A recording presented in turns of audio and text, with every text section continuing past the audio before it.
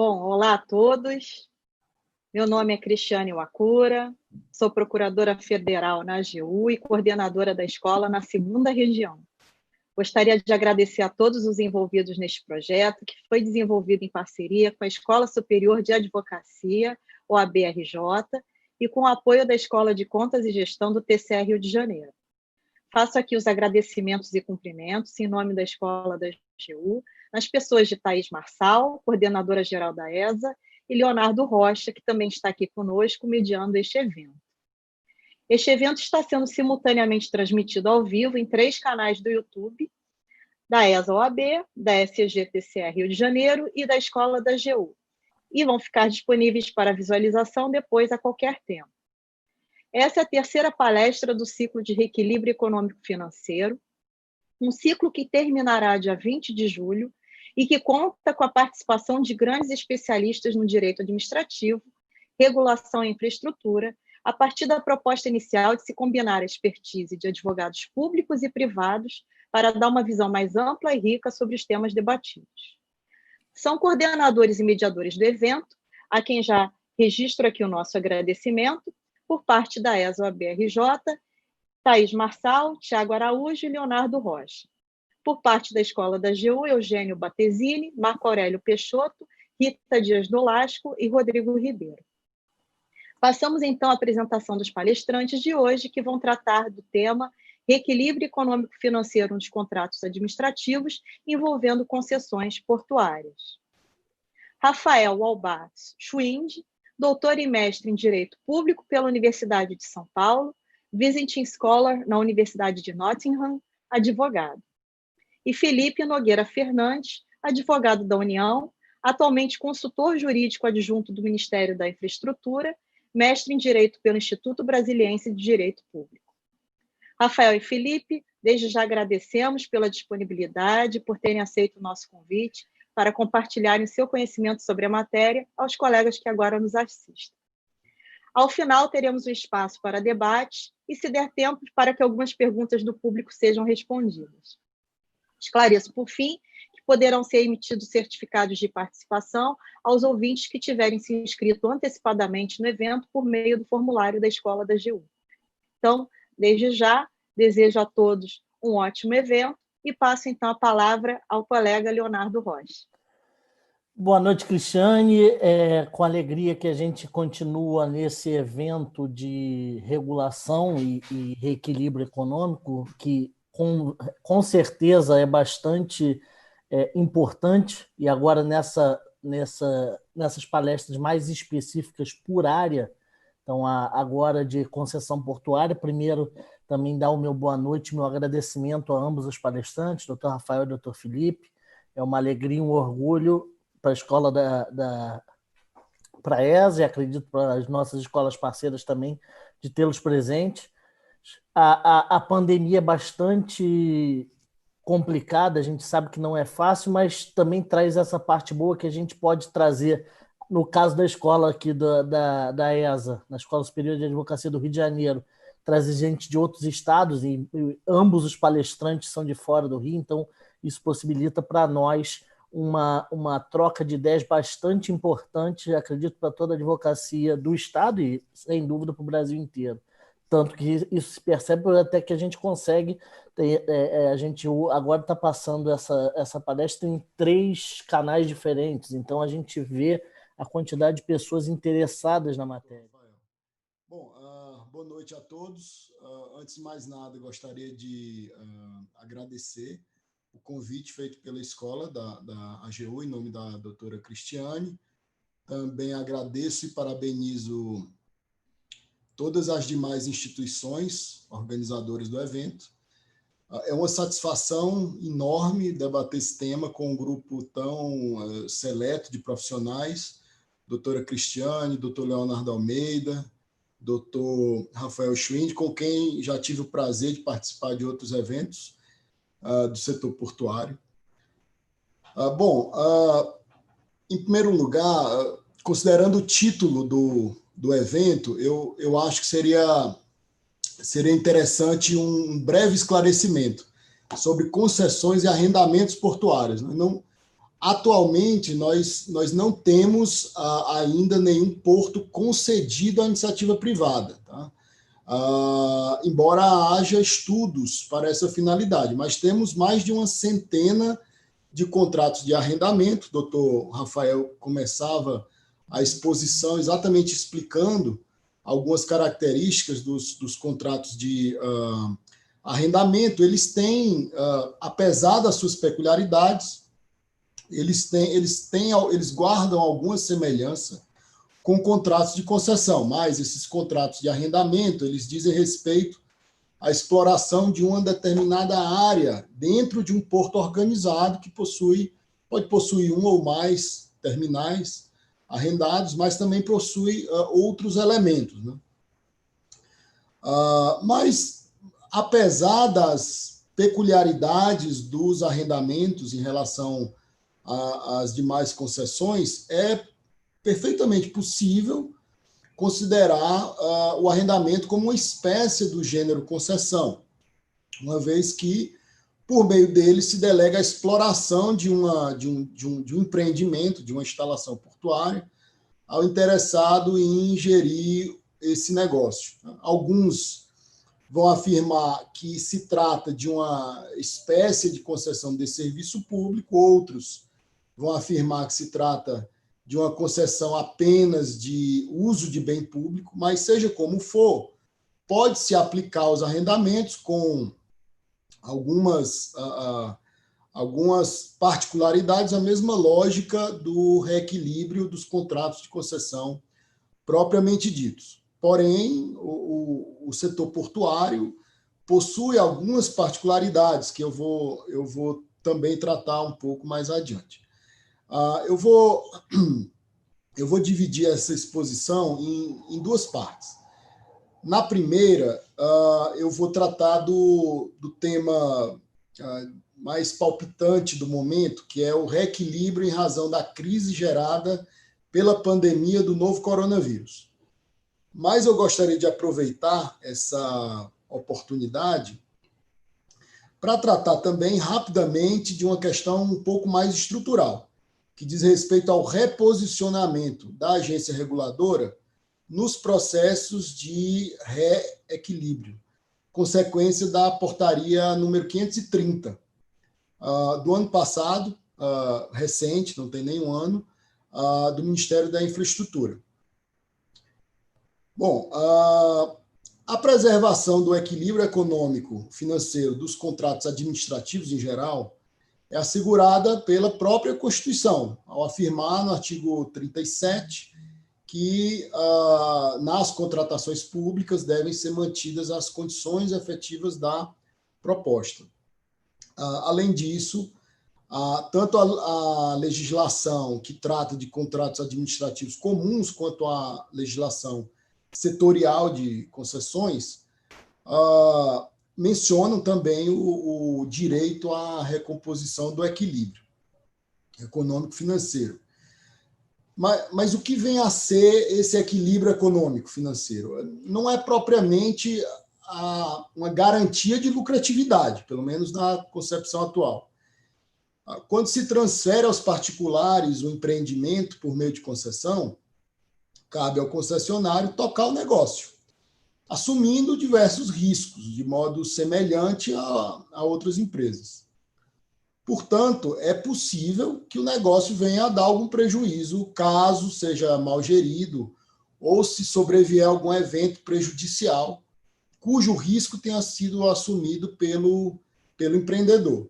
Também é possível que venha a gerar um retorno maior do que o esperado. Mas o concessionário, no caso o arrendatário mais especificamente, não assume necessariamente todo e qualquer risco. Ao contrário, a praxe é que haja uma divisão de riscos entre concedente e concessionário.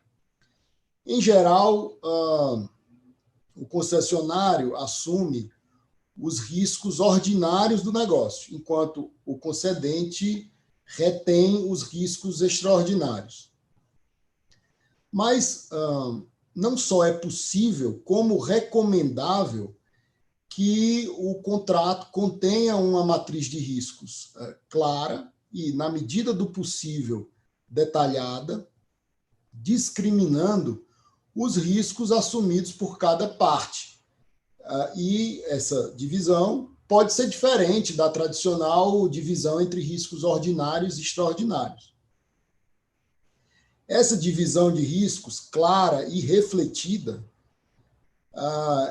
é importante para que os contratos sejam eficientes. Primeiro, porque ela reduz a insegurança das partes a respeito dos riscos que cada uma está tomando, o que reduz custos de transação.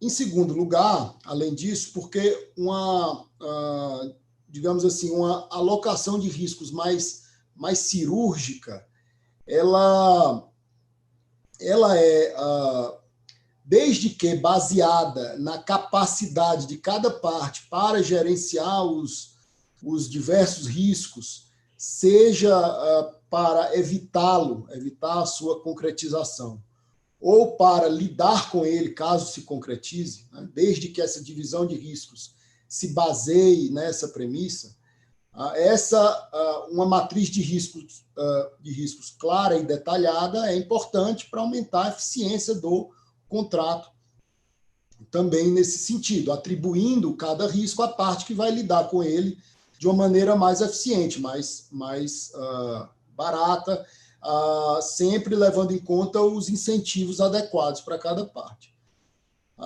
Desse modo, né, é errôneo afirmar que, para o poder público, é sempre bom transferir os riscos ao particular. Isso não é verdade. Se o poder público transfere ao concessionário um risco que o Estado tem melhores condições de gerenciar, esse é um mau negócio para a administração pública e, consequentemente, para a sociedade. Pois o arrendatário, obviamente, e o concessionário em geral, ele vai cobrar para tomar uma determinada quantidade de riscos. Então, se o Estado passa ao arrendatário ou ao concessionário em geral um risco que ele teria condições de gerir melhor, ele vai pagar um preço mais alto do que o custo para reter aquele risco para si. Bom, isso significa que não se pode, em abstrato, afirmar que os concessionários têm ou não direito de reequilíbrio em razão de um determinado tipo de evento.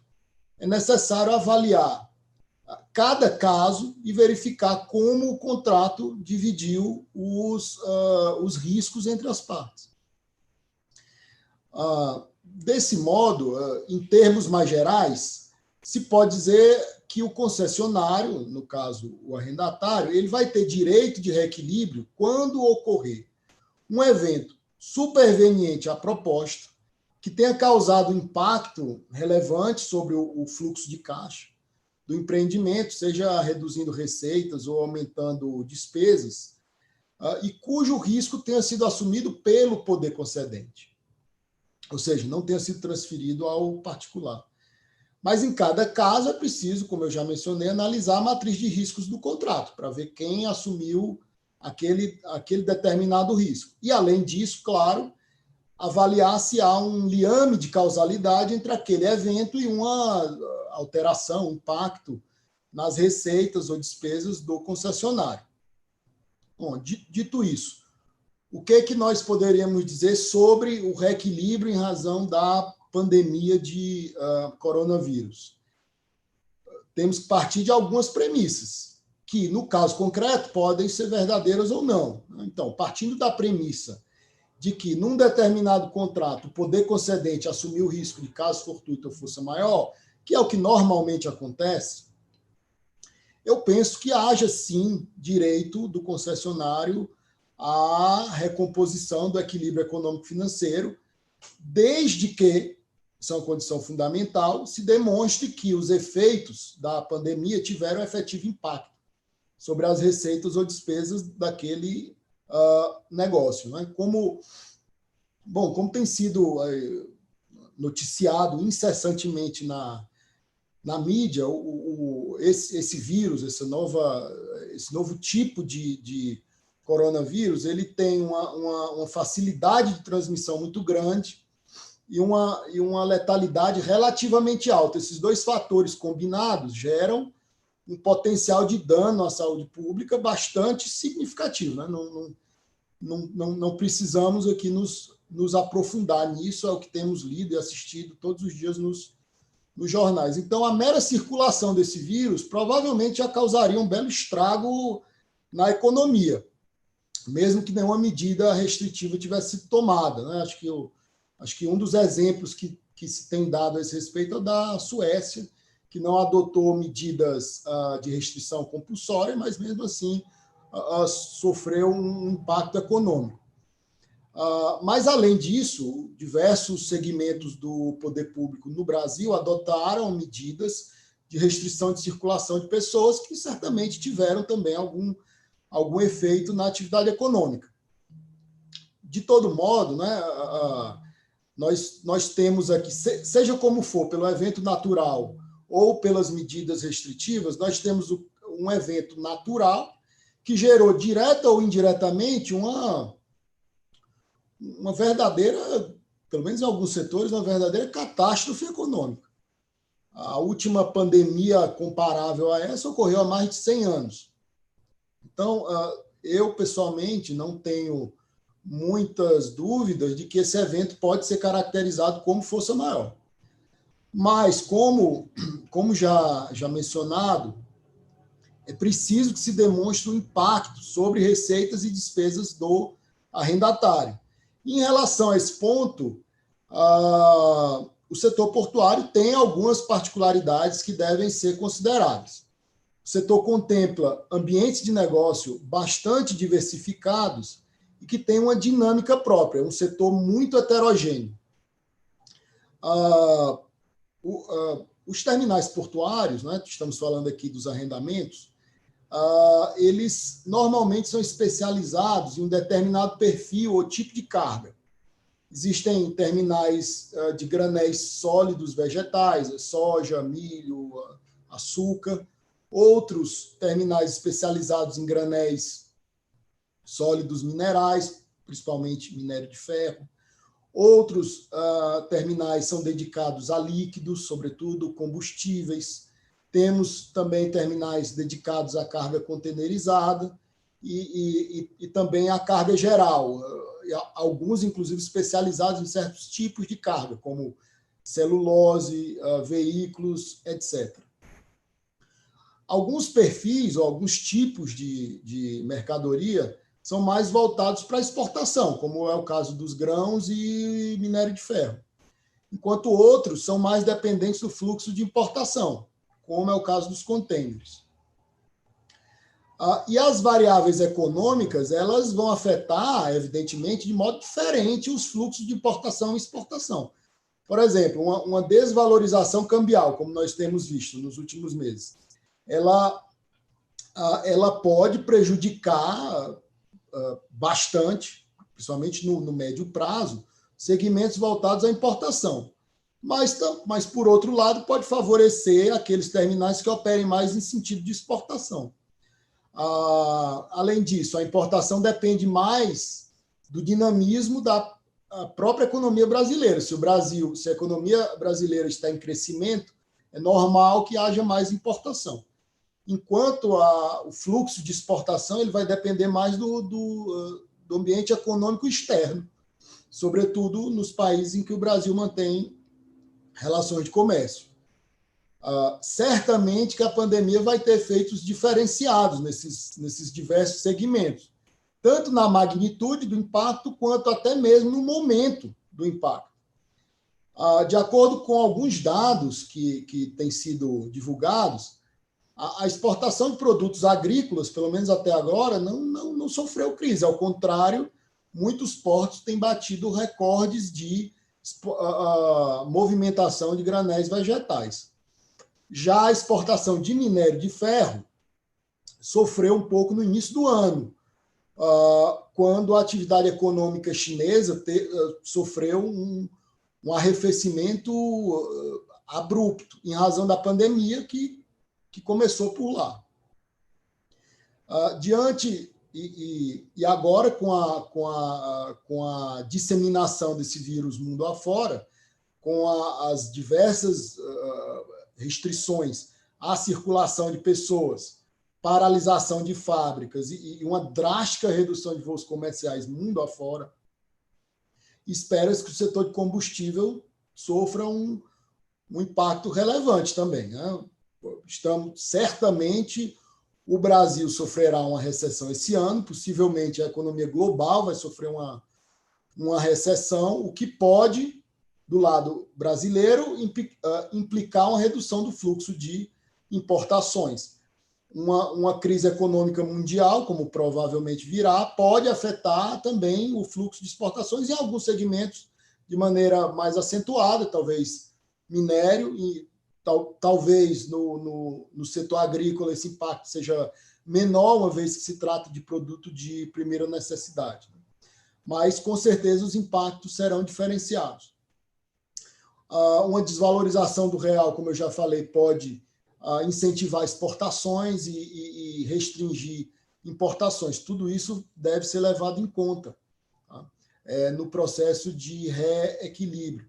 Além disso, o Brasil é um país continental e temos portos do Amapá até o Rio Grande do Sul.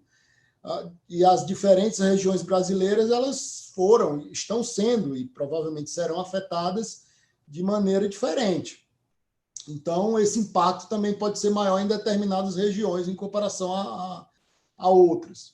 Um outro elemento que agrega dificuldade a esse tipo de análise, que o doutor Rafael havia começado a tratar na sua exposição, é que os terminais portuários normalmente operam em regime de liberdade de preços e em regime de competição e liberdade de preços. Portanto, eles podem ajustar os seus preços espontaneamente, mas, por outro lado, nem sempre, talvez não seja possível compensar o impacto de certos eventos por meio de reajuste de preços.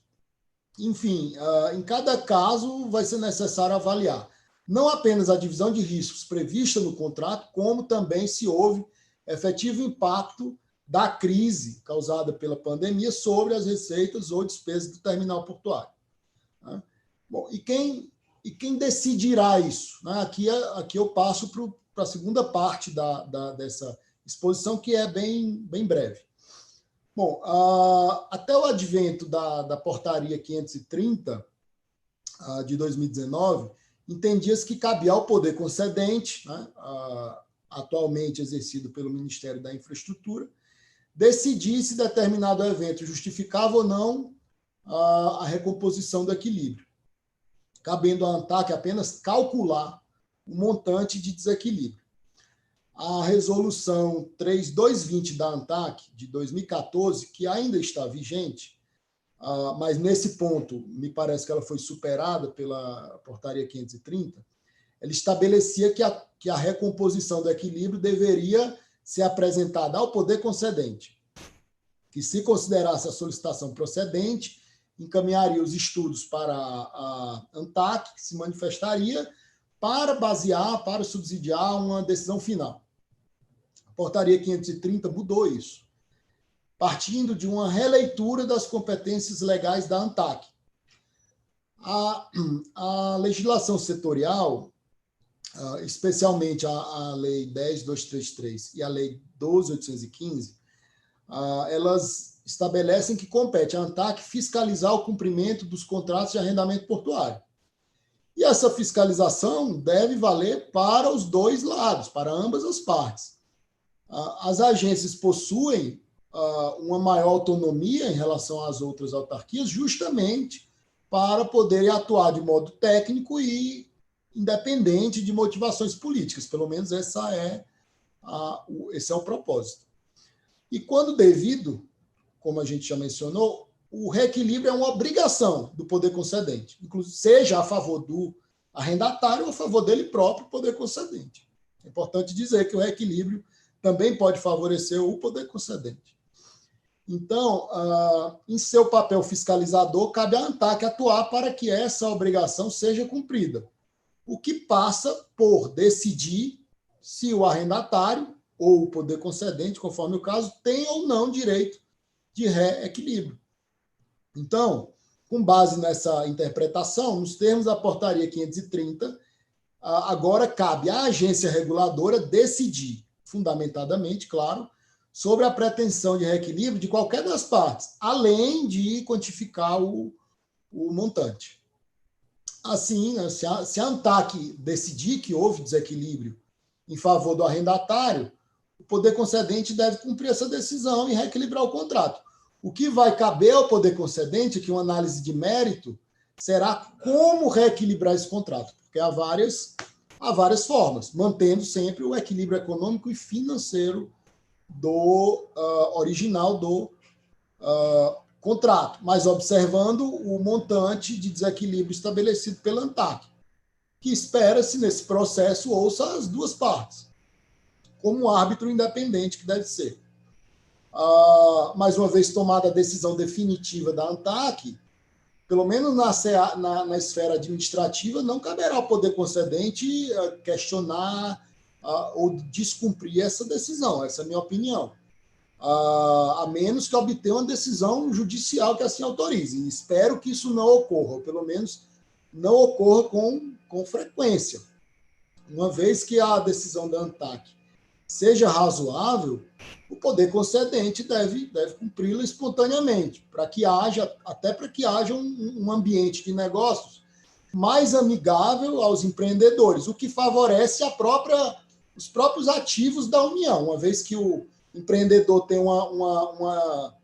um sentimento de risco menor, uma vez que o empreendedor tenha mais segurança, obviamente que isso significa que eles vão valorizar mais os ativos que a União põe para concessão, aqui no caso, para serem arrendados.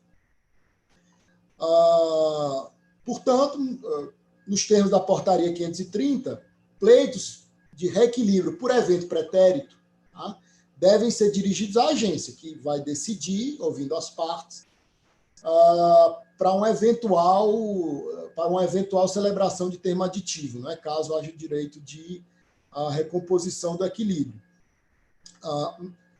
Nos casos em que o pedido de reequilíbrio por evento pretérito ele seja cumulado com um pedido de prorrogação ou um pedido de uma outra alteração contratual, aí há um pequeno detalhe procedimental. Esse pedido vai ser enviado primeiro ao Ministério da Infraestrutura, mas para avaliar o mérito das alterações contratuais que são discricionárias, né? A prorrogação de vigência ou outras alterações, e não para decidir o pleito de recomposição por evento pretérito, uma vez que aí não há discricionariedade. Discricionariedade apenas em relação à forma de reequilibrar. Se a ANTAC decidir, então, isso é encaminhado primeiro ao poder concedente, para avaliar o mérito desses outros pedidos de alteração, mas, mesmo nesse caso, o pedido de reequilíbrio por fato anterior vai ser levado à decisão da ANTAC, que, se decidir pela procedência, aí encaminha para o poder concedente firmar o aditivo. Bom, para finalizar, dada essa nova leitura das competências da ANTAC, baseada na competência de fiscalização dos contratos, me parece que essas novas disposições da portaria 530 estão em perfeita sintonia com a legislação. Mais do que isso, na minha opinião, atribuir essa decisão, que deve ser técnica, decisão sobre o reequilíbrio e o montante, à agência, atuando, né, espera-se que ela atue como uma espécie de árbitro imparcial, me parece recomendável para a criação de um ambiente de negócio mais seguro aos empreendedores que desejam investir no setor. Bom, era isso que eu tinha a expor hoje. Fico à disposição para eventuais questionamentos. Muito obrigado pela atenção. Felipe, a gente agradece muito a sua exposição de um tema tão relevante que é a questão portuária e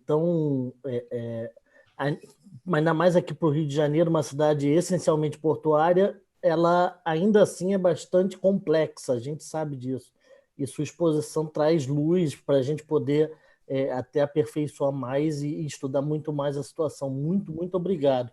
Vamos tentar agora ver se o doutor Eu Rafael... só queria rapidinho Uhum. mencionar aqui, fazer uma menção rápida, que o Felipe, né, ele que redigiu o parecer 261, que está servindo aí de base para muita gente, né?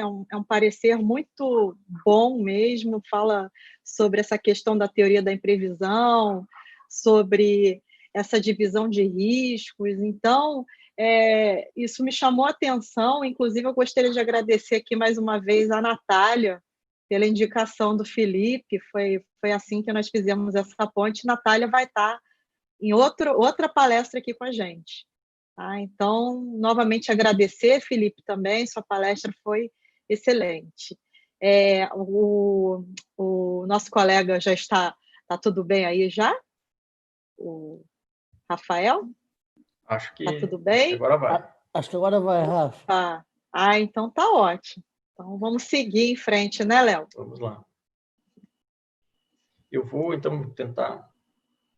O problema é que eu não consigo agora colocar a minha apresentação, Cris. Não, eu vou... Colocar como... Não tem problema nenhum. A gente faz aqui... Quem sabe faz ao vivo. A gente faz... Acho que agora vai dar. Foi? Então vamos lá. Vocês devem estar vendo aí, né? Sim. Então tá. Bom,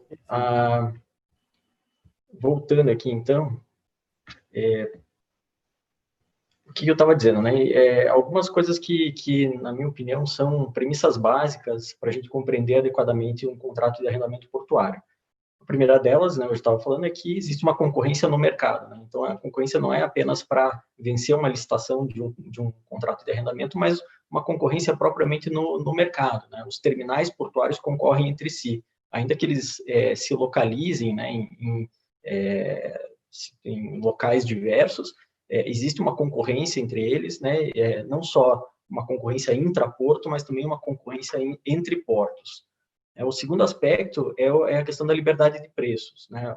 Cada terminal portuário é livre para fixar os preços pelos serviços que ele presta. Existe uma tabela de preços com uma variedade de serviços, e esses preços não só são constantes dessa tabela, são preços livremente fixados, mas também são livremente negociados. Então, é plenamente possível que um terminal portuário tenha lá um determinado preço na sua tabela pública, mas possa negociar preços mais baratos para certos usuários, por exemplo, um usuário que traga mais carga, enfim. Então, isso é uma questão muito peculiar, né, nos contratos de arrendamento portuário em comparação com contratos de concessão de serviços públicos em geral. O arrendatário do terminal portuário exerce uma política comercial e assume o risco dessa política comercial. E o terceiro ponto que eu estava mencionando é a questão da evolução tecnológica. Os terminais portuários demandam uma quantidade de investimentos muito significativa. E é impossível fixar desde o início quais são os investimentos que vão ser feitos. Existe, obviamente, uma linha, né, geral de investimentos, mas é plenamente possível que esses investimentos precisem ser revisados ao longo da execução do contrato. Inclusive porque, em primeiro lugar, esses contratos são de longa duração e é impossível, né, no início de um contrato, saber que tipo de investimentos esse arrendatário vai precisar fazer dali 20, 25 anos, como também existe uma questão de parâmetros internacionais. Né? Basicamente, os portos brasileiros integram linhas internacionais, né, pelas quais os armadores marítimos vão passando, e é necessário que os portos brasileiros estejam adaptados às necessidades desses usuários. Então, é essencial seguir certos parâmetros internacionais de investimento. Tudo isso torna a equação econômico-financeira nos contratos de arrendamento bastante complexa, né? Ela tem certas peculiaridades com as quais nós não estamos acostumados a lidar em contratos de concessão de serviço público em geral. Especialmente em relação ao ponto da evolução tecnológica, eu trago aqui só dois exemplos que mencionam, que ilustram muito bem, né? Mesmo para quem não está muito assim, não tem um contato muito direto com as questões portuárias. Essa imagem aqui, ela ilustra como era um porto há mais de 100 anos, né? Os estivadores carregavam os navios literalmente no braço, né? E tiravam as cargas, não havia contêineres. Então, era uma situação extremamente diferente do que existe hoje, né? Os navios eram muito menores, enfim, o nível de investimentos e de serviços em qualquer porto há muito tempo era, obviamente, muito diferente. Em comparação com essa imagem, eu trago aqui essa imagem, essa outra aqui, do porto de Qingdao, na China, é o 7º maior porto do mundo, e só para vocês terem uma ideia, esse porto movimenta em média por ano aproximadamente 15 milhões de teus. Teus é uma unidade de medida que equivale a um container de 20 pés. 15 milhões de teus é muito container. Para vocês terem uma ideia, aproximadamente 3 vezes o que o Porto de Santos movimenta, né? Tanto é que o Porto de Qingdao é o 7º porto do mundo e o Porto de Santos é o 39º. Só que, vejam bem, nesse Porto de Qingdao, como ele é totalmente automatizado, 9 pessoas trabalham nesse porto, 9 pessoas. Elas ficam dentro de uma sala com ar-condicionado e vão controlando todas as atividades do porto dentro dessa sala. Esse veículo que está colocado aqui, vejam que ele é um veículo que não tem um motorista, né? Ele é um veículo automatizado, ele é controlado por essas 9 pessoas, não só esse veículo, obviamente, mas qualquer outro equipamento utilizado nesse porto. Então, vejam o nível, né, de automatização, o nível de investimento que um porto hoje precisa. Cada vez mais, né? Obviamente, o Brasil está muito longe disso, apesar de ter terminais arrendados extremamente modernos, né, e com equipamentos de primeira linha que não destoam realmente da realidade mundial dos melhores terminais. O Brasil tem terminais portuários bastante expressivos e de qualidade técnica, mas, obviamente, a gente está muito longe desse nível de automação, né? Sabe-se lá, se daqui 20, 25 anos, 30 anos, os portos brasileiros vão estar numa realidade dessa. Então, vejam como a situação, né, de evolução tecnológica nos contratos de arrendamento portuário é muito, muito peculiar. Isso traz peculiaridades muito significativas para a aferição do equilíbrio econômico-financeiro. E entrando agora, assim, feitas essas premissas, expostas essas premissas que me parecem muito importantes, eu entro realmente no tema que é a questão do equilíbrio econômico-financeiro nos contratos de arrendamento portuário. Eu acho que tem, novamente, aqui 3 premissas que são bastante importantes, né, e precisam ser compreendidas para que a gente possa efetivamente ter condições de aferir situações relacionadas a desequilíbrio econômico-financeiro de contratos de arrendamento portuário. A primeira dessas premissas é a questão da elevada mutabilidade contratual.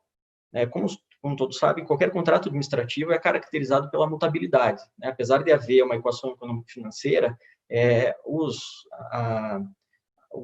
a quantidade de investimentos, a qualidade dos serviços, tudo isso é modificável ao longo da execução do contrato, né? O que não se modifica é a equação econômico-financeira, mas os itens que compõem essa equação são plenamente mutáveis ao longo da execução de um contrato. Pois bem, nos contratos de arrendamento portuário, essa mutabilidade é ainda mais intensificada, né? Por tudo isso que eu falei.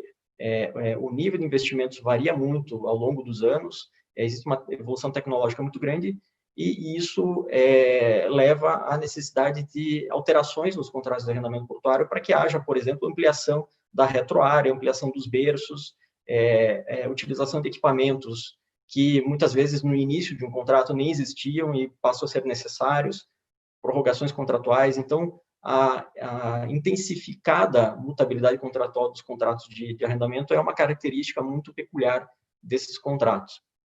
A segunda premissa é a questão dos investimentos fora da área arrendada. Cada terminal portuário ele tem a sua área, né, previamente delimitada, e é dentro dessa área que o arrendatário faz os seus investimentos e opera, né, e realiza, enfim, os seus serviços.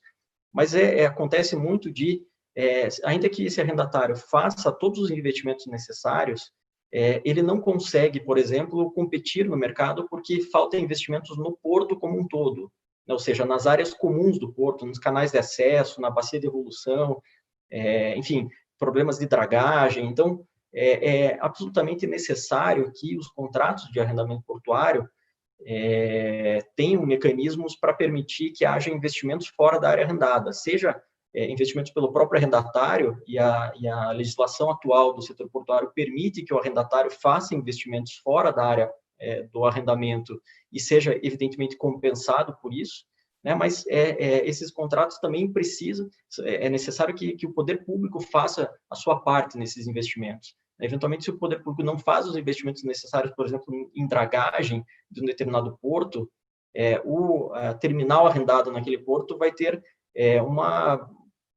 em certas situações, uma impossibilidade mesmo de competir no mercado. E isso provoca um desequilíbrio na equação daquele contrato. Eu já vou citar exemplos concretos que vão deixar isso mais assim, fácil de enxergar. E a terceira premissa é a questão do respeito à liberdade de preços e à política comercial dos arrendatários. Esse é um ponto que me causa uma certa preocupação quando eu vejo uma certa evolução na compreensão de que os terminais portuários precisam ter limites à sua fixação de preços e tudo mais. Na minha concepção, esses terminais precisam ter uma ampla liberdade na fixação de preços, isso é garantido pela legislação e pelos contratos, e qualquer tentativa que seja no sentido de limitar essa liberdade vai, num certo sentido, acabar afetando o equilíbrio econômico-financeiro desses contratos. A gente já viu, por exemplo, o caso da Varig, que não é setor portuário, evidentemente, mas aconteceu da sua flexibilidade na fixação de preços ser limitada pelo poder público e isso causar a própria quebra da companhia. No setor portuário, essa é uma questão extremamente complicada, porque qualquer intrusão do poder público nessa liberdade de fixação de preços vai acabar afetando a política comercial de cada arrendatário e causando, eventualmente, um desequilíbrio em termos concorrenciais. Então, essa é uma situação que merece ser tida como uma premissa básica nas questões de reequilíbrio de contratos de arrendamento. Eu trago aqui daí 3 casos concretos, reais, eu não vou citar aqui quais são os terminais envolvidos, mas que são casos que permitem visualizar tudo isso que eu falei, ou pelo menos uma grande parte disso. A questão, o caso número 1 aqui que eu trago é o caso da dragagem em terminais portuários. Como todos sabem, o terminal arrendado, ele fica num determinado porto, mas as áreas comuns, os canais de acesso, bacia de evolução, são áreas que não são objeto, em princípio, de investimento do arrendatário. É o poder público que faz os investimentos, por exemplo, na dragagem de um determinado porto. E o que a gente percebe, essa imagem ilustra bem, é como a cada geração, os navios vão ficando cada vez maiores, não só em termos de comprimento, mas também em termos de largura e de calado, de profundidade necessária para que eles naveguem. Então, os navios, atualmente, têm um tamanho muito maior do que tinham no passado e essa é uma tendência que possivelmente vai ser verificada no futuro. A gente não tem como adiantar, mas essa imagem ilustra bem. Por que isso? Porque existe um ganho de escala, com um navio maior, um único navio consegue levar uma quantidade de carga muito maior e isso gera economias para os armadores marítimos. E o que acontece é que, com a utilização de navios cada vez maiores, o poder público precisa fazer investimentos em dragagem, em alargamento de canais de acesso, por exemplo, e se ele não fizer esse tipo de investimento, os terminais arrendados acabam perdendo competitividade. E esse segundo gráfico aqui, ele mostra bem claramente a perda de competitividade, são dados reais de um terminal portuário no Brasil. Em 2004, esse terminal ele era capaz de receber 94% dos navios que aportavam na costa brasileira, e essa situação permaneceu mais ou menos estável até 2011, 2012, só que em 2013, se iniciou uma nova utilização assim, de uma nova geração de navios no Brasil, navios maiores, com maior largura, maior calado, e o nível de investimentos do poder público na dragagem daquele porto continuou o mesmo, ou seja, não foi feita uma dragagem de aprofundamento, e a própria manutenção da profundidade do canal foi ficando comprometida. Isso fez com que esse terminal passasse de uma situação em que ele podia atender 94% da frota, né, de navios, ele passou a atender menos de 10%. Então, essa ausência de investimentos do poder público na dragagem daquele porto acabou afetando a competitividade daquele terminal portuário.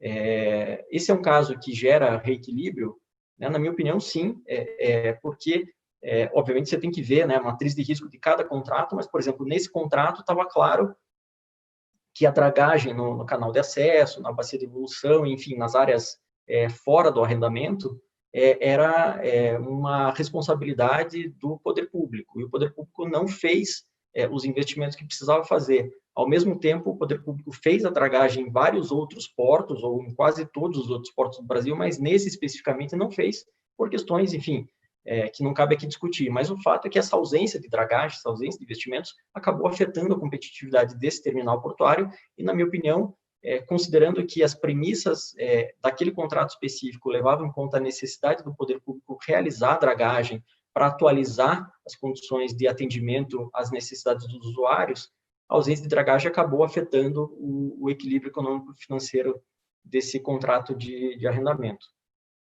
Um outro caso aqui que eu trago que me parece também muito interessante é a situação da mutabilidade, né, dos contratos de arrendamento em termos de também uma decorrência do aumento do tamanho dos navios, né, da utilização de navios cada vez maiores. Esse é um terminal real no Brasil, ele tem mais ou menos esse desenho, e no início do arrendamento ele admitia a atracação simultânea de 2 navios, um nesse berço de 377 metros e outro no berço lateral ali de 240 metros. Por quê? Porque os navios que vinham à costa brasileira naquela época tinham mais ou menos esse tamanho em média, né? 240 metros ou menos. Então, todo o plano de negócios desse terminal portuário levou em conta a possibilidade de atracação simultânea de 2 navios. O que aconteceu foi que passaram a ser utilizados navios muito maiores, né, por exemplo, o New Panamax, de mais de 360 metros de comprimento, e isso fez com que a competitividade do terminal fosse comprometida, né? Ele precisava de mais espaço, um berço de atracação maior e mais espaço de retroárea para poder comportar a atracação simultânea de 2 navios. Só para demonstrar, essa é uma foto real, né, de um navio atracado nesse porto, nesse terminal portuário. Vejam que uma boa parte do navio ficava para fora do berço, porque realmente os navios eram cada vez maiores e não cabiam mais nesse terminal.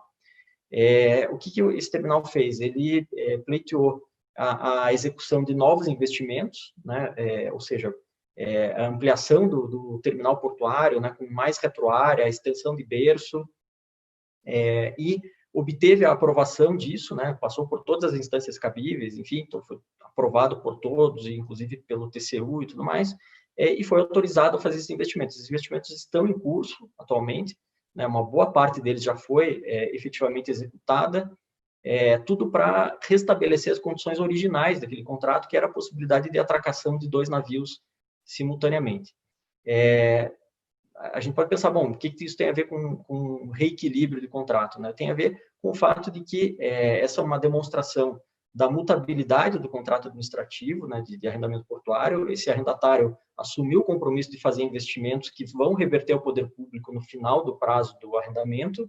Esses investimentos, obviamente, têm que ser amortizados com mais tempo e, consequentemente, o que foi permitido é a prorrogação do prazo desse contrato por 25 anos adicionais, de forma a compensar esses investimentos que vão ser feitos pelo terminal, né, pelo arrendatário do terminal, nesse terminal que é público, como eu falei. Então, isso mostra, né, que a prorrogação e a admissão de alterações contratuais é necessária para o equilíbrio de um contrato de arrendamento portuário como esse. E o terceiro exemplo aqui, como eu falei anteriormente, é a questão da liberdade na fixação de preços, né? Basicamente, como funciona a fixação de preços no terminal portuário. Existe uma tabela de preços que esse terminal encaminha para a ANTAQ, e se não houver nenhuma objeção no prazo de 30 dias, esses preços começam a ser praticados efetivamente. Nessa nova tabela entra em vigor. Ela é uma tabela pública, né? Todos sabem quais são os preços cobrados pelos serviços. Qualquer site de qualquer terminal portuário tem lá essa tabela. Só que existe também a possibilidade de negociação com usuários, né? Então, se um usuário, por exemplo, um armador marítimo que se compromete a trazer mais cargas para um determinado terminal portuário, ele pode ter, né, um preço negociado que fique melhor para ele. Enfim, isso é um incentivo e é uma questão de política concorrencial, né? O setor portuário se baseia nessa liberdade de preços e na liberdade de política comercial entre terminais, tanto arrendados quanto terminais privados. O que acontece é que, muitas vezes, surgem disputas que são, na prática, comerciais, apesar de terem uma certa cara de disputa normativa, na prática são disputas comerciais. O que acontece? Existem terminais concorrentes que acabam questionando os preços de um determinado terminal portuário. Por exemplo, terminais retroportuários que acabam questionando esses preços. Enfim, isso porque eles entendem que, se o terminal portuário cobra por um determinado serviço, isso afeta a concorrência e tudo mais.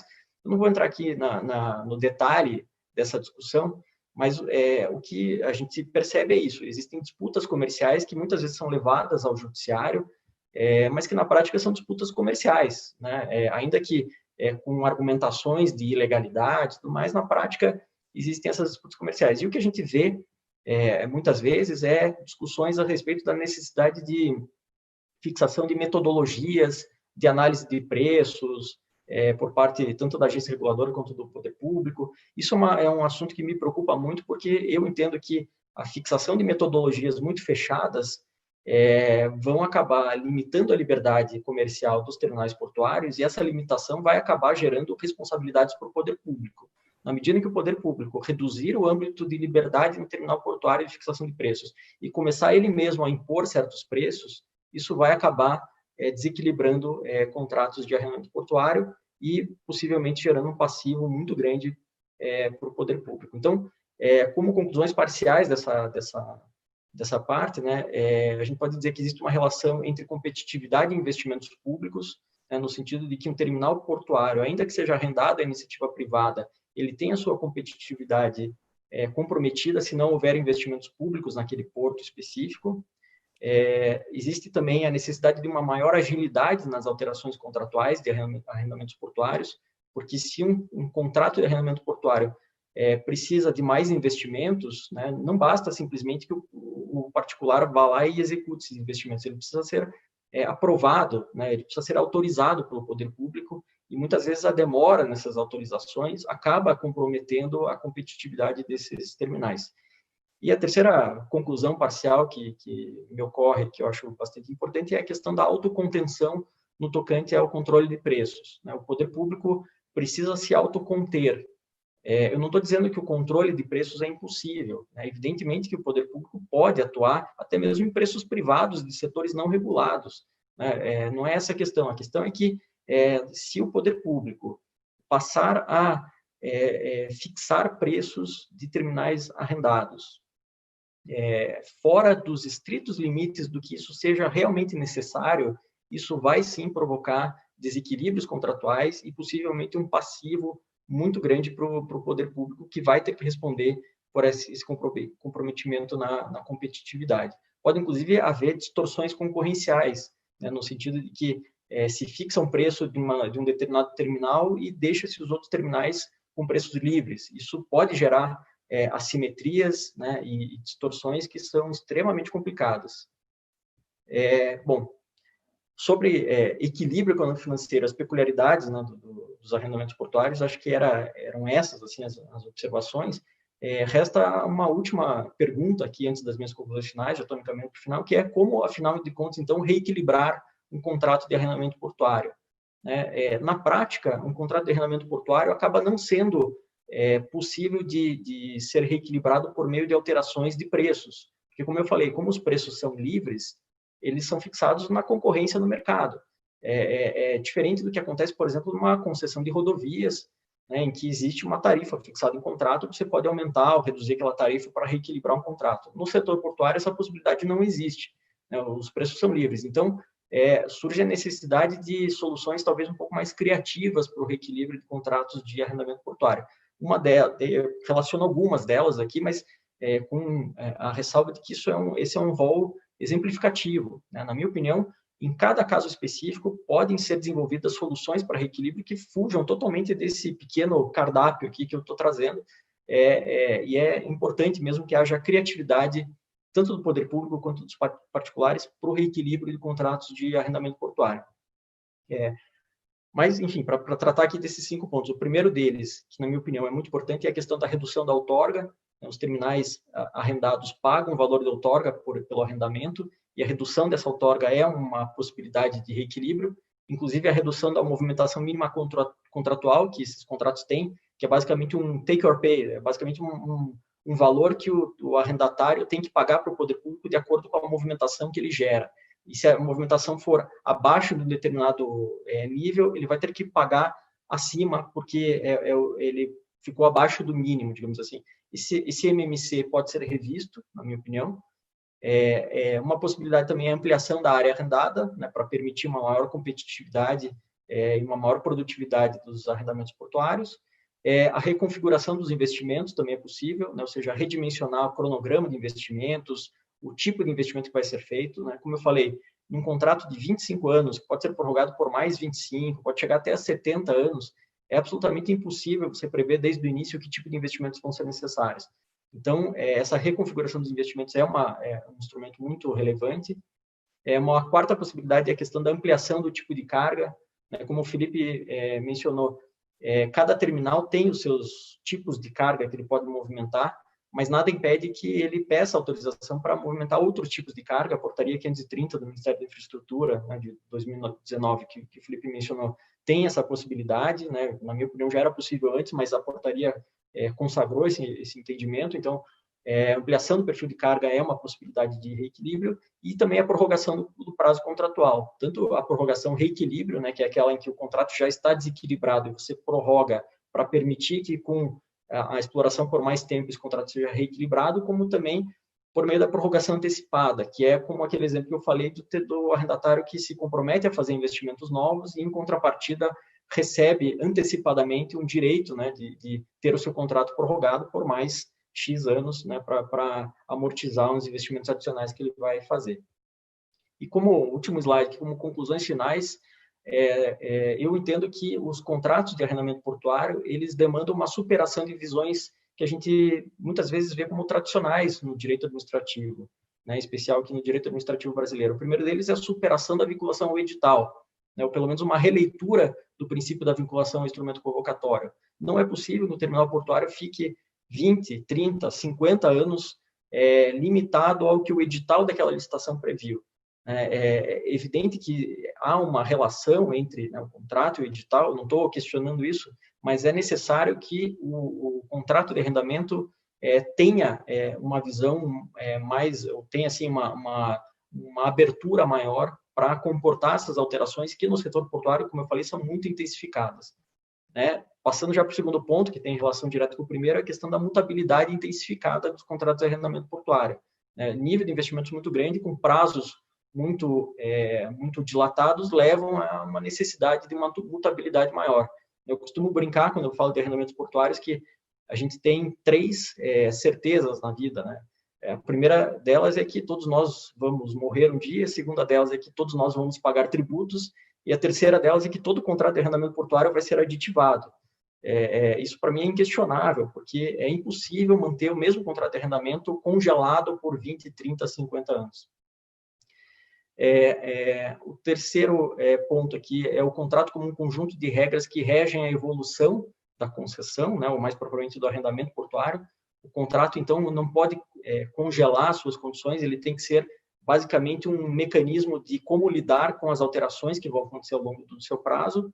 E o terceiro ponto é a definição do modo de reequilíbrio que deve levar em conta o aspecto concorrencial. Essa é uma tese que eu defendo e que até hoje eu nunca vi nada escrito mais detalhadamente sobre isso, mas que é a seguinte questão.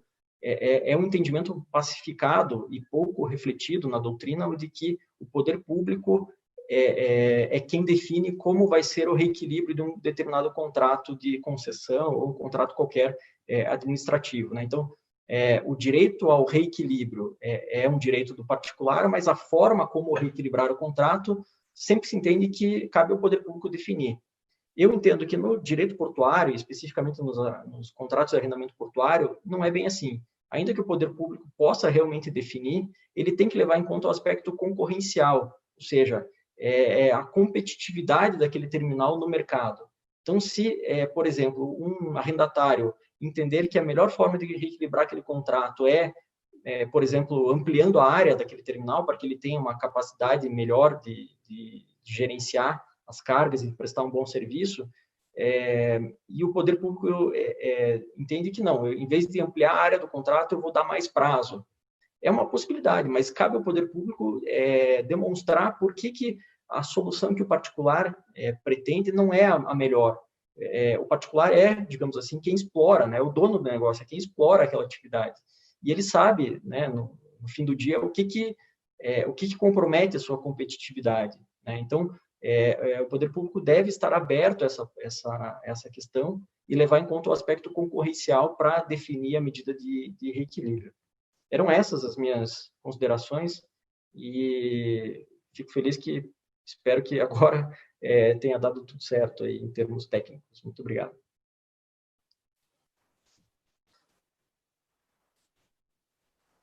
Bom, gostaria novamente de agradecer a exposição do Rafael. Já é a terceira que eu assisto, né? Como sempre, também brilhante. Parabéns, os slides estão ótimos.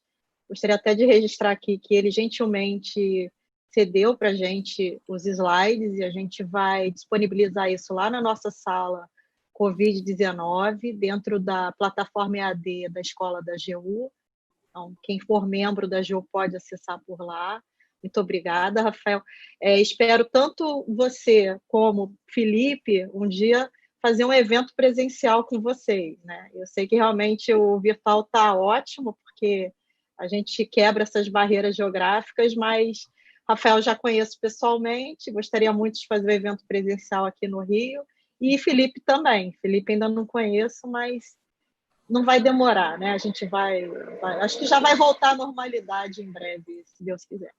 Bom, só para também registrar, tem muitos artigos também lá do pessoal do escritório, lá do Marçal, Justen, Talamine, né? Que também são materiais excelentes sobre essa temática. Então, aproveitando que o Rafael está aqui presente, fazer aqui uma propaganda, vamos dizer assim, né?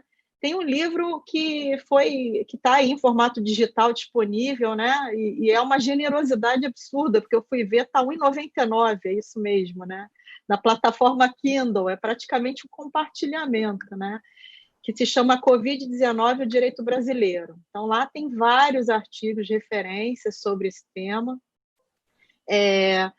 Inclusive, eu tô tendo muito evento aqui com o pessoal do escritório, né? Semana passada estava com o Talamine, agora estou aqui com o Rafael, daqui a pouco está César Pereira, professor Marçal, que vai fazer o encerramento desse ciclo. Enfim, né? São contribuições muito valiosas. Por isso que eu falo, eu acho que o papel da advocacia é fundamental na construção também, né, de todo esse funcionamento da administração pública. Então, está aqui o Felipe para falar pela administração pública, está aqui o Rafael para trocar essas ideias, né? Enfim, e eu acho que é a partir daí que a gente tem um debate rico. Então, terminando aqui essa minha fala, eu gostaria de saber dos palestrantes se vocês gostariam de fazer algum comentário a respeito da apresentação do outro, algum debate, e depois eu já passo a palavra aqui para o Leonardo fazer as perguntas. Nós já temos 3 perguntas aqui dos participantes. Então, vou começar aqui pelo Felipe. Felipe, gostaria de falar alguma coisa?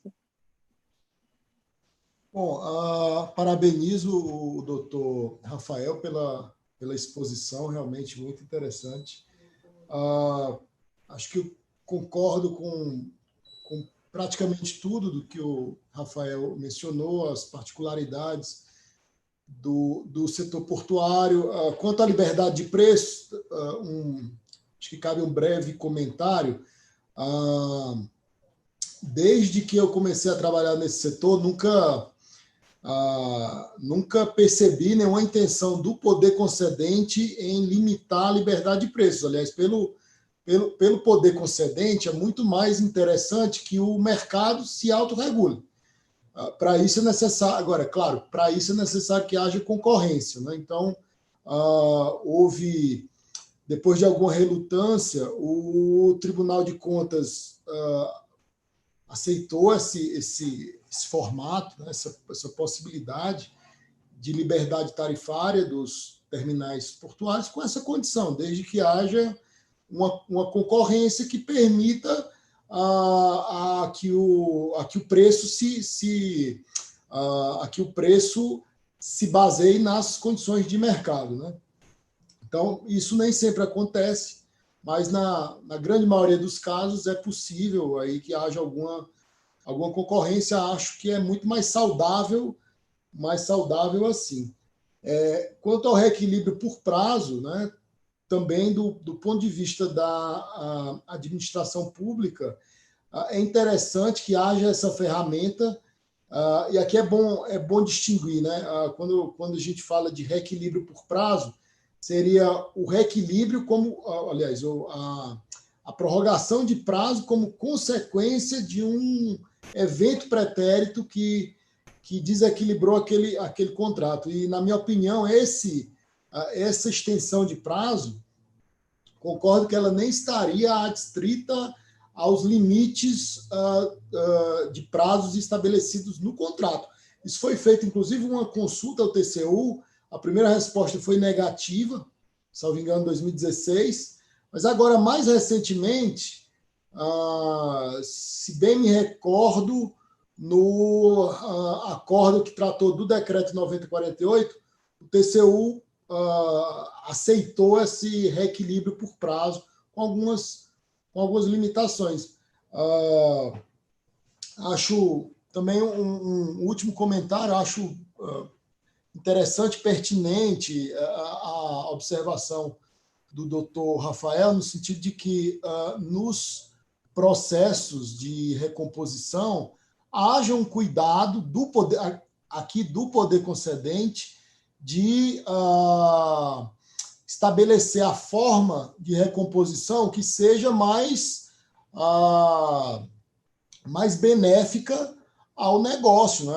É do interesse do poder concedente que os terminais operem da forma mais eficiente possível, porque isso valoriza o seu ativo, né? O ativo público. Então, eu continuo achando que isso é uma escolha do poder concedente, mas é uma escolha justificada, e concordo que nessa justificação, essa justificativa deve passar pelo exame dos impactos das diferentes opções sobre o negócio do arrendatário, para que se adote aquela forma que seja mais adequada à eficiência, porque é um princípio constitucional, inclusive, que deve ser observado pelo poder concedente. Era Perfeito. Isso. Perfeito, Felipe, muito obrigada. Então, agora vou passar a palavra para o Rafael, então, fazer as suas considerações. Obrigado, Cris.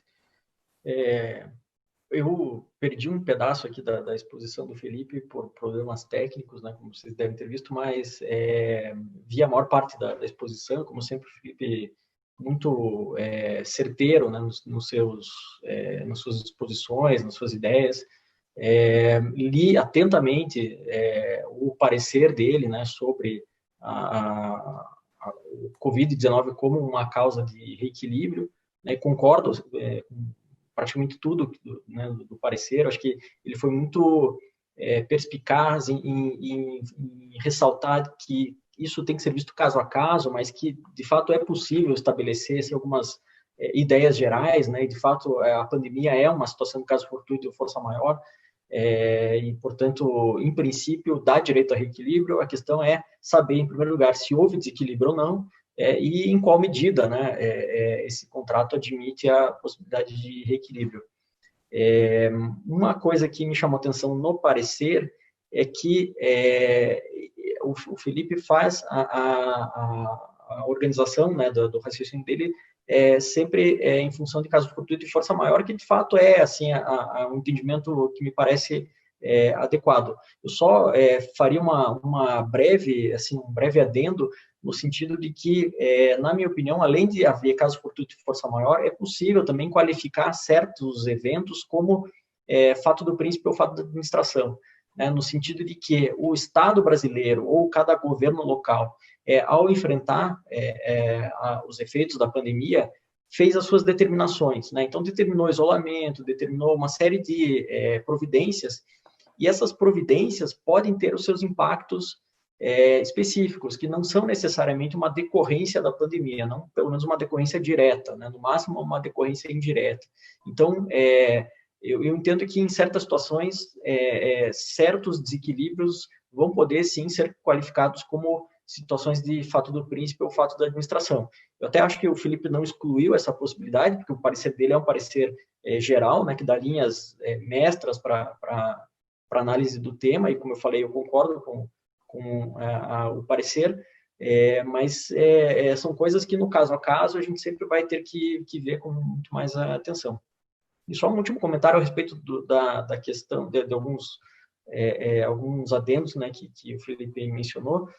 Fico feliz em saber que a gente concorda, né, com praticamente tudo. Para mim já fico feliz com isso realmente. Eu só faria um comentário a respeito da questão da liberdade de preços, né? Assim, o Felipe falou, eu não vejo que isso esteja acontecendo, né, no âmbito do poder concedente. O poder concedente é bom que haja essa liberdade, isso valoriza os ativos e tal. O que eu estava me referindo aqui, na verdade, é uma situação muito específica, que é o fato da ANTAQ, né, a agência reguladora, pretender estabelecer metodologias muito detalhadas a respeito da fixação de preços pelos terminais portuários, tanto arrendados quanto terminais privados. Esse assunto me causa uma grande preocupação, sabe? Não que eu ache que a ANTAQ vá tomar uma decisão necessariamente equivocada, não é isso, né? A gente confia sempre no corpo técnico da ANTAQ, nos seus diretores, é uma agência madura, eu nem questiono isso. Mas o fato de se pretender estabelecer metodologias de fixação de preço muito detalhadas para um setor que é baseado na concorrência no mercado, me parece que, por si só, já é uma questão negativa e que causa uma certa apreensão, né, por parte dos terminais portuários. Então, era basicamente a isso que eu me refiro, mas, no geral, eu concordo com o que o Felipe disse, eu não vejo isso do poder concedente, é mais certos assuntos específicos que geram, assim, às vezes, uma tentativa, assim, de fixação de metodologias de preço que me parece um pouco equivocada. Mas era isso. Bacana. Bom, o debate é isso mesmo, né? Não é para todo mundo ficar concordando em tudo. Justamente a partir das discordâncias que nasce alguma coisa bem legal. Só as pessoas estarem abertas para ouvir, né? Isso é uma qualidade que, enfim, né? É o que move o mundo adiante. Bom, Rafael, então eu vou passar agora para o Léo. O Léo tem algumas perguntas do público. E aí, Léo, você vê. Você faz Não, tá bom, perfeito. Vou fazer a primeira pergunta. Quem fez foi o Dr. Eugênio Battestini, que é o diretor da AGU na 4ª região, né, da escola da AGU. Ele pergunta, e aí para ambos, né? Além dos riscos extraordinários, é possível realizar a revisão do contrato em caso de lucro extraordinário? Quem quiser, fica à vontade. Pode ser para os dois, né? Quer falar, Felipe? Felipe? Por mim, tanto faz. Bom, então, começando, se o Rafael me permite. Bom, veja, lucro extraordinário não é uma causa de reequilíbrio, né? Agora, pode haver algum fator, tá, que tenha gerado esse ganho excepcional, que aí sim, esse fator causador, né, se o risco, tá, estiver alocado ao poder concedente, tá, isso vale tanto para cima quanto para baixo, né? Então, caso, bom, não é bem o exemplo do setor portuário, mas só para dar um exemplo simples. Imagine um contrato em que o risco de demanda seja compartilhado. Você estabelece uma banda. Então, se a demanda é menor do que a banda inferior, o concessionário vai ter direito de recomposição. Se a demanda supera aquela banda superior, nesse formato de contrato, aí você vai ter um reequilíbrio em favor do poder concedente. Mas se o risco é alocado integralmente ao concessionário, aí não, né? Aí, assim, nesse caso, se houver o prejuízo é todo do concessionário, mas se houver uma alteração de circunstâncias que o favoreça, é possível também, ele tem todo o ganho. A questão aí, me parece, essa reflexão deve haver no momento da modelagem do contrato, né?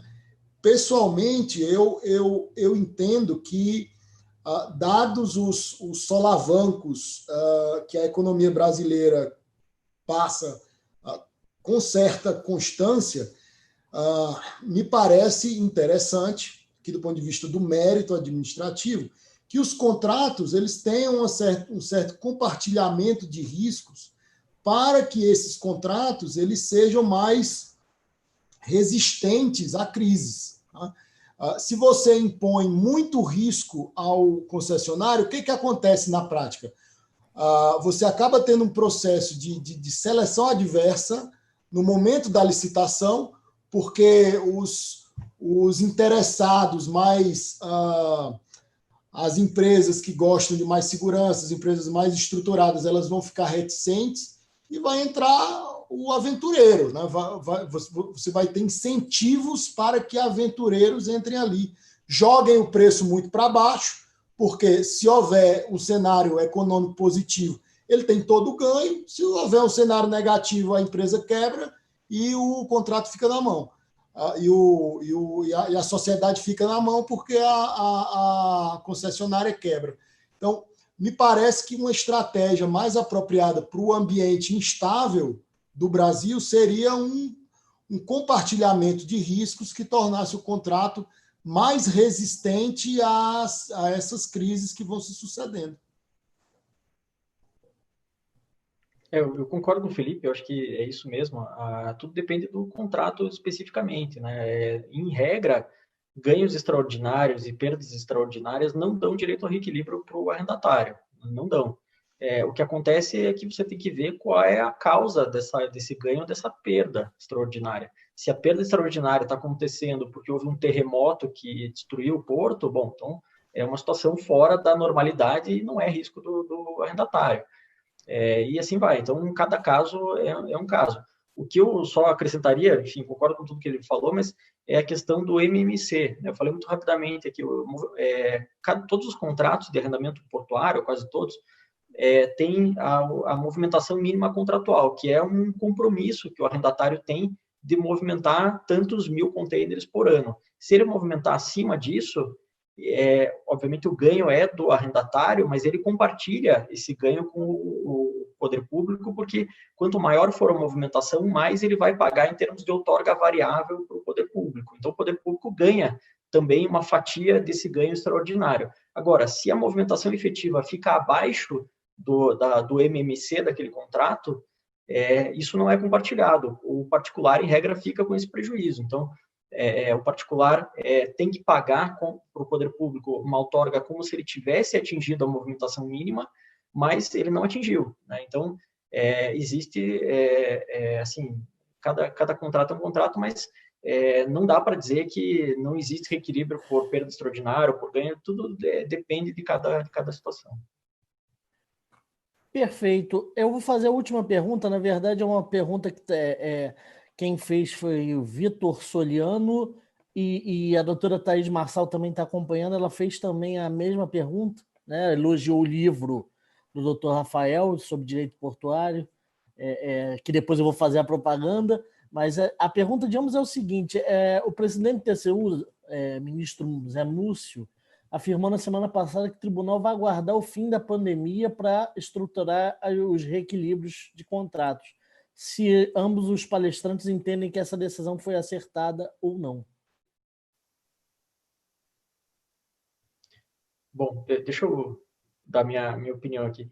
A gente inverte aqui com o Felipe.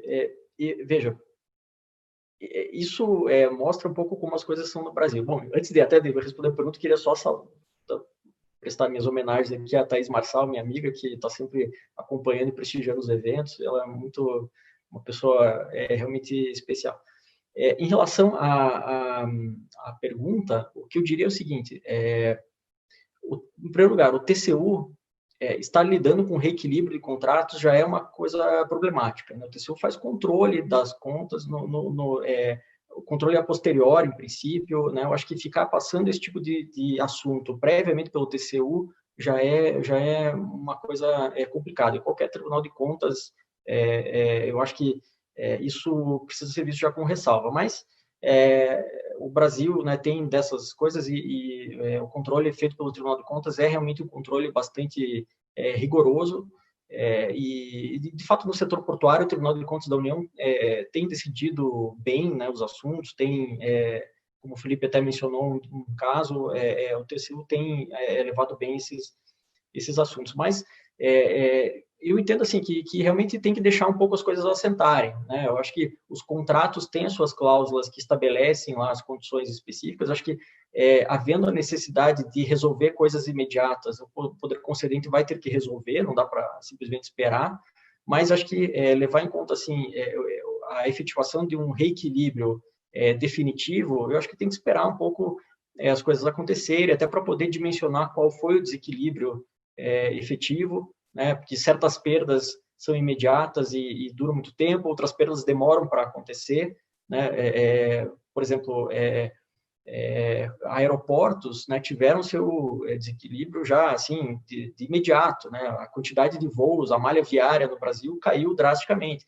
Em portos isso não aconteceu ainda, né? Porque o tempo, né, do direito portuário é um pouco diferente. A carga que chega no Brasil hoje, ela saiu da China há 30 dias.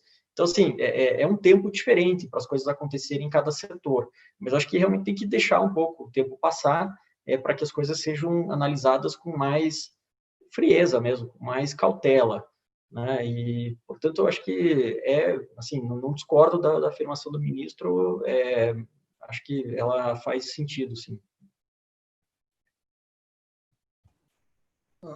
Bom, então, sobre essa questão, a gente está tratando de reequilíbrio em razão da pandemia. Então, necessariamente, se houver direito a reequilíbrio, será em favor do concessionário. Considerando que a grande maioria, pelo menos os contratos de concessão que eu já vi, acho que todos alocam o risco de força maior, o fato do príncipe, tá? Voltando àquele assunto, concordo, Rafael, pode ser essas medidas de restrição, elas caracterizam o fato do príncipe, mas tem uma ligação indireta com a força maior. Agora, no fim das contas, a não ser que haja um contrato muito estranho que aloque esses riscos de maneira diferente, aí em todos os casos aí a gente acabaria chegando na mesma solução. Bom, então, partindo dessa premissa, essas recomposições de equilíbrio, elas vão depender da iniciativa dos interessados. Não se faz esse tipo de reequilíbrio de ofício. Tá? Então, primeiro ponto, nem o TCU, nem o Poder Concedente, nem a ANTAC pode iniciar qualquer reequilíbrio em favor dos concessionários. Eles precisam pedir. Tá? O momento que eles vão pedir, cada um deles vai examinar. Me parece mais lógico, não que seja proibido pedir a recomposição no meio do evento, tá? Para pedir de novo depois. Agora, pelo menos para os concessionários que conseguirem aguentar até o final, me parece mais lógico que eles aguardem o final dessa situação tão triste que nós vivemos para pedir a recomposição pelo montante total. Um ponto interessante nessa discussão é a possibilidade de uma espécie de liminar administrativa para, eventualmente, num caso, como foi o caso dos aeroportos, embora isso tenha sido feito por lei. Mas acho que um ponto interessante é se estudar se havendo uma situação de muita urgência, seria possível deferir administrativamente algum tipo de medida para aliviar os terminais como uma espécie de antecipação a um reequilíbrio que muito provavelmente vai acontecer. Acho que esse é um ponto interessante. Agora, por outro lado, né, às vezes a administração pública é muito criticada por não tomar certas decisões.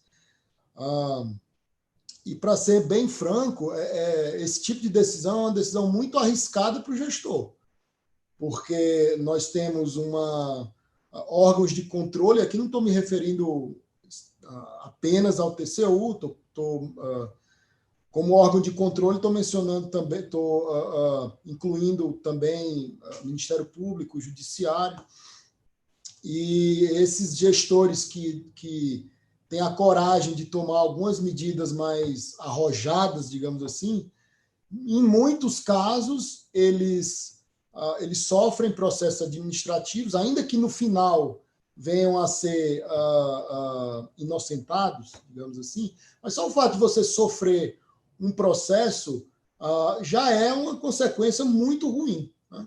Então, existe essa questão que deve ser, na minha opinião, deve ser, e acho que está sendo tratada. Aliás, recentemente saiu, inclusive, uma medida provisória tratando desse assunto, tá? E, para mim, quando saiu essa medida provisória, eu não lembro aqui de cabeça o número, mas é bem recente, quando eu li, eu disse, poxa, eu precisava de uma medida provisória, porque aquilo ali é o óbvio, né? Quando eu assisti um noticiário na imprensa à noite, eu fiquei assim, estarrecido, porque as manchetes eram mais ou menos assim: governo federal dá carta em branca para os gestores fazerem o que quiserem.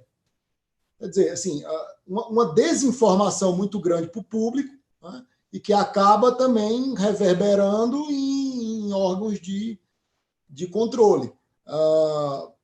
Acho que eu não estou dizendo que a administração pública assim, funciona às mil maravilhas, claro que tem seus problemas, mas eu acho que a gente deve atacar os maus gestores com medidas mais cirúrgicas e não restringindo a liberdade de ação do gestor público. Era isso. Perfeito. A medida provisória 966, né, Felipe, que você está mencionando, essa aqui. Acho que a 966 sim. De fato, ela estabelece regras que são muito evidentes, né? Assim, nem precisava. A LINDB também já resolve tudo aquilo. E é uma medida provisória que tem, enfim, regras razoáveis, né? Mas tem sempre essas coisas, né? Às vezes as questões políticas acabam avançando também para o campo jurídico, e isso é sempre ruim, né? Perfeito, doutores. Acho que, até pelo adiantado da hora, não tem muito mais como a gente fazer Tem mais muitas perguntas. Queria agradecer a ambos pela possibilidade. Cris, depois eu faço só a propaganda do livro do Rafael sobre portuária. Pode fazer, Posso? pode falar já. Deixa eu ver se eu estou aqui. Rafael, fale. Eu vou ver se eu estou aqui. Vai pegando aí o livro do Rafael. Vou ver se eu tenho a capa aqui. Também queria aproveitar e fazer outra propaganda, né? Já para o próximo evento nosso, seguindo esse ciclo, dia 8 de junho, segunda-feira, 19 horas. Olha lá o livro. Ele conseguiu antes de mim. Mostrou muito rápido. Não, eu tenho aqui, mas eu tenho a capa vermelha. Esse é o novo, né? A capa azul. Bacana. Essa aqui é a terceira edição. Então. A gente faz a propaganda também. Não é só explorar o antes, a gente faz a propaganda. Não, que isso. Tem que divulgar, gente. Mas a gente agradece muito. Então, agradecemos muito, sim. E fica aí a dica de leitura, né, de Direito Portuário Brasileiro. E agora também o próximo evento, dia 8 de junho, também às 19 horas, segunda-feira, né, nos mesmos canais. A gente vai ter uma conversa aqui sobre reequilíbrio econômico-financeiro nas concessões aeroportuárias com os colegas aqui, o César Augusto Pereira, de novo aí, né, repetindo aí a dobradinha, fazendo a dobradinha, e o Gustavo Carneiro de Albuquerque, que é lá da ANAC. Então, eles vão estar aqui falando, vai mediar Rodrigo Ribeiro e o Léo de novo. Léo Eu de novo. também é o mestre das lives. E aproveitando aqui, já que vocês falaram aí, também agradecer de novo a Thaís Marçal. Estou acompanhando aqui também toda a programação da ESA, está excelente. E aí, esse jabá que eu queria fazer, para vocês acompanharem a programação da ESA, que está muito boa, tem vários eventos fantásticos. Eu não sei como é que vocês conseguem fazer tantos eventos, mas confiram, tá? E, assim como também o pessoal da Escola de Contas e a Escola da AGU. Então, desde já agradeço a todos pela presença, pela participação. As perguntas que não foram respondidas, a gente pode responder depois, de repente, né? Eu passo aqui para os palestrantes, se eles respondem, posso passar para o pessoal. E é isso, né? Então, vou deixar aqui a minha despedida e abrir de novo para vocês despedirem. Exatamente. Vamos lá, um abraço. Começa então, Felipe, Rafael, Léo, e a gente encerra. Vamos lá. Agradeço muito pelo convite, tá? Foi gostei muito da discussão, muito enriquecedora. Doutor Rafael, de novo, meus parabéns pela exposição. Agradeço, doutora Cris, doutor Leonardo, pela oportunidade e desejo uma boa noite a todos, incluindo os nossos espectadores. Eu também Obrigado, só que gostaria de parabenizar o Felipe e pedir desculpas aí pelo meu problema técnico aqui. E, assim, agradecer mesmo a Cris, Leonardo, a Thaís, a todos os amigos aí do Rio. Uma pena não estar aí presente, mas por vídeo, pelo menos, a gente reduz um pouco a distância e desejar a todos uma boa noite. Que esse tempo complicado que a gente está passando passe logo, né? E as coisas se normalizem o quanto antes. Muito obrigado, então, boa noite. Doutor Felipe, então, muito obrigado. Transmita meus agradecimentos a todos aí também da AGU em Brasília. Doutor Rafael, mais uma vez, muito obrigado. Aproveitando a propaganda que a doutora Cristiane fez, o doutor César, que a semana que vem é coautor do livro, né, do Rafael. Então, uma semana um, outra semana outra, mas o livro vai continuar sendo divulgado, apesar de não ser o assunto da semana que vem. De toda forma, mais uma vez, muito obrigado a todos. A presença de todos que estão nos vendo nas 3 páginas, na Escola da AGU, na ESA e na Escola de Contas e Gestão do Tribunal de Contas do Estado do Rio de Janeiro. Uma boa noite a todos e até a próxima. Boa noite a todos. Boa noite, até a próxima.